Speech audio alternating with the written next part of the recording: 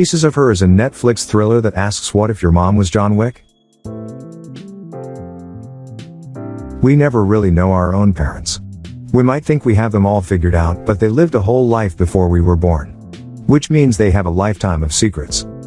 Revealed on January 25th for a March 4th release date is a new Netflix series, Pieces of Her, that will dramatize the dreadful feeling when you learn the people you think you know are something else entirely. From executive producer Charlotte Stout, The Morning Show, Pieces of Her is an adaptation of author Karen Slaughter's celebrated 2018 novel of the same name that ponders the enigmatic question, what if my mom was John Wick?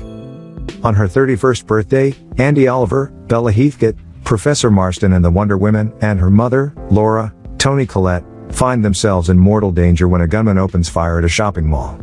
To Andy's surprise, Laura swoops in and violently stops the shooter, unwittingly appearing in a video that goes viral. This unwanted fame brings her to the attention of some dangerous people from a past life Andy never knew about.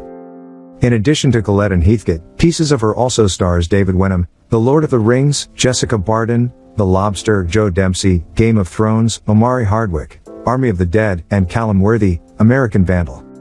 If the show is anything like the book, Netflix viewers are in for a treat. When Pieces of Her was published in 2018, it earned immediate rave reviews from outlets like Entertainment Weekly and The Washington Post. Kirkus Reviews praised both Pieces of Her and Slaughter's style of prose as feeling like the story is pumping adrenaline directly into readers' bloodstreams. Netflix also released a slew of still images from the series, which shows the world of Slaughter's thriller come to life. There isn't a trailer yet for the series, but stay tuned as one will surely release before the show's premiere in just over a month. Pieces of Her will begin streaming on Netflix on March 4th. Cowboy Bebop Netflix cancellation could doom future anime adaptations. Cowboy Bebop Netflix cancellation could doom future anime adaptations. With Netflix canceling its ambitious Cowboy Bebop adaptation, years of overthinking suddenly mean nothing. On Thursday, Netflix announced the cancellation of its expensive and ambitious series Cowboy Bebop, a live-action adaptation of the influential Japanese anime. As The Hollywood Reporter observed, the axe fell just 3 weeks after the show premiered. The relentless promotion by Netflix leading up to its premiere, only for its swift cancellation weeks later, raises an exhausting question: what was all this for? Netflix is in a perpetual and desperate search for original productions to beef up its content catalog. Unlike streamers that rely on an existing library, like Paramount Plus or Warner Media, Netflix is limber enough to license, adapt, and acquire. And because it's more financially sound to adapt IP with an existing audience than try something new, at least if you ignore successful gambles like Stranger Things and Squid Game, Netflix found its way to Cowboy Bebop, an anime beloved in part because of how contained it was as a 26-episode serial rather than an absurd 900-chapter saga. But Netflix opened a lot of wounds in pop culture fandom. Anime fans are fatigued at limp adaptations of Japanese anime by Hollywood producers, because for decades American creatives have demonstrated a woeful misunderstanding of the cultural themes that make these stories special. Ungainly attempts at an American remake of the 1988 sci-fi classic Akira have tried to set the story in New York City, despite Akira fundamentally being about Japan's 20th century existential crisis, as evidenced by its depictions of civil unrest, rampant bosozoku gangs, and predominant nuclear imagery. Although most Hollywood adaptations of anime often exhibit laborious visual devotion to these stories, as in the Scarlett Johansson-led Ghost in the Shell from 2017, which contains several shot-for-shot mimicries of the 1995 anime film, these still fail to adapt to a new medium. Cowboy Bebop is both the best and most recent example. In spite of the show's obvious efforts to be the anime, the actual filmmaking failed to be as lively, energetic, and rhythmic as it is in animation. It was like watching a faded photocopy. Casting further divided fandom. In the lead role of bounty hunter Spike Spiegel was John Cho, the Korean-American actor whose success in Hollywood has come to represent something bigger than himself. There was also Mustafa Shakir, whose Bushmaster in Luke Cage was a revelation, as pilot Jet Black, and Daniela Pineda, an exciting new talent whose Faye Valentine called for spunk and sultriness. Though recognized by the mainstream for his work in the raunchy Harold and Kumar films and the reboot Star Trek trilogy, Cho has been unable to crack Hollywood's bamboo ceiling.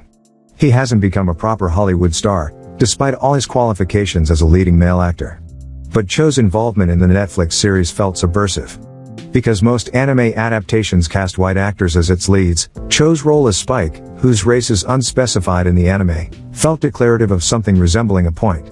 And for Cho, the series was shaping up to be the vehicle to finally take Cho to the stars. But could it actually? There's a semi-recent phenomenon in cultural commentary known as representation sweats. Now that acknowledging identity has become part of still systemically white movies and TV shows, audiences of color sweat over projects featuring ethnic minorities, especially whether these projects are actually worth attention. Because of the supply and demand machinations that run Hollywood, there's always a fear that projects like Cowboy Bebop will fail and end the potential of other diverse casts. If it looks like there's no demand, Hollywood will scuttle the supply. With its diverse ensemble led by the appealing John Cho, Bebop epitomized representation sweats. Because of its high profile as an adaptation of a classic on a major streamer, its performance on Netflix's platform can and will determine if more projects like it are made. It's all the more maddening that Netflix refuses to disclose anything about its viewing numbers, so decisions to renew or cancel shows is purely open to speculation. As of now, Cowboy Bebop's worth to Netflix is clear. Netflix is still interested in anime, it's got a live adaptation of One Piece in development, and it doesn't seem like anyone's career has ended overnight. Certainly not John Cho's, as he has more work in varying stages of production. Folks can sweat a little less about that. But for all this tireless discourse, from the futility of American anime adaptations to the rep sweats its cast presented, what was the point of all this if Netflix wasn't committed to it? In my review, I wrote that Cowboy Bebop was a dud that didn't capture the same spirit as its more compelling source material. But I still rooted for it. I want the people behind it to have the space and resources to try again. Cowboy Bebop had an enviably charismatic ensemble who only needed better material to work with. That the second season promised to venture into new territory the anime didn't seem promising. The show could stand on its own rather than dwell in the shadows of something better. If there's one drawback to the streaming age, it's impatience. Streamers want new shows to come out with late-era Game of Thrones buzz, which fails to recognize that it took years for Game of Thrones to achieve a high profile. This isn't to say Cowboy Bebop deserved 8 seasons, but it's not unheard of for television shows to reiterate and retool over time. Netflix didn't get Cowboy Bebop right on their first take, but imagine if they had the time, space, and money to try for a second. But with the baggage of anime adaptations and the costly risk to diverse representation in the marketplace, is it even worth continuing to try in the first place? Cowboy Bebop is streaming now on Netflix. Hayley Atwell's Captain Carter confirmed to appear in Doctor Strange 2. In Marvel's What If? Animated series, Captain Carter fought a tentacled creature that resembles Gargantos, who is also a part of Doctor Strange in the Multiverse of Madness. The madness is real, and it's slowly getting out of hand as Captain Carter from Disney Plus animated series, What If? Is all set to appear in the upcoming Doctor Strange in the Multiverse of Madness. First, the shield of Captain Carter appeared in the official poster of the film, now an official Twitter account of Disney Plus Italy has confirmed the same. Translating from Italian to English, it stated, "It seems that S.H.I.E.L.D. has recently reappeared somewhere, doesn't that sound like madness to you?" Both of the developments are enough to confirm that Captain Carter will be making her live-action debut in less than 3 months. The poster also teased Deadpool's appearance in Doctor Strange 2, but Ryan Reynolds denied it, as of now. But who knows, he might be pulling off an Andrew Garfield. After Captain America, the First Avenger, the character played by Hayley Atwell appeared in Marvel live-action series Agent Carter, where she only appeared as Peggy Carter in the MCU timeline and never became Captain Carter. The series is set in 1946, where Peggy Carter is assigned secretarial tasks in the Strategic Scientific Reserve, SSR. When Howard Stark gets accused of treason, he secretly employs Peggy with the help of his butler, Edwin Jarvis, to clear his name. It will be interesting to see how significant her role will be, but in the universe where she becomes Captain Carter, Steve Rogers never becomes Captain America, and she is the one transported to the present time, missing 70 years in between. In the poster, her shield appeared to be broken, which teases that Agent Carter might be already dead. But, it is also possible that she dies fighting in the movie, or only her shield gets destroyed. So, who is powerful enough to shatter a vibranium shield that even Thanos had to work extremely hard to scratch? The answer is the obvious one, Wanda. But are we going to see that fight scene in the film? In the What If?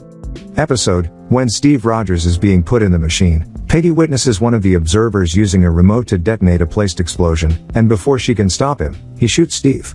Peggy takes a step forward and shoots the infiltrator dead. She rushes to Steve, and Howard tells her that he isn't a soldier, but that he has to be now. Peggy replaces the vial in the machine and enters. When the procedure is done, Peggy emerges, larger and more muscular. In the finale of the episode, Peggy and Howard find a chamber with the Tesseract portal opened by Red Skull and Hydra. A gigantic tentacle creature comes from the portal and holds it open, preventing Howard from closing it. Peggy pushes it back with her shield.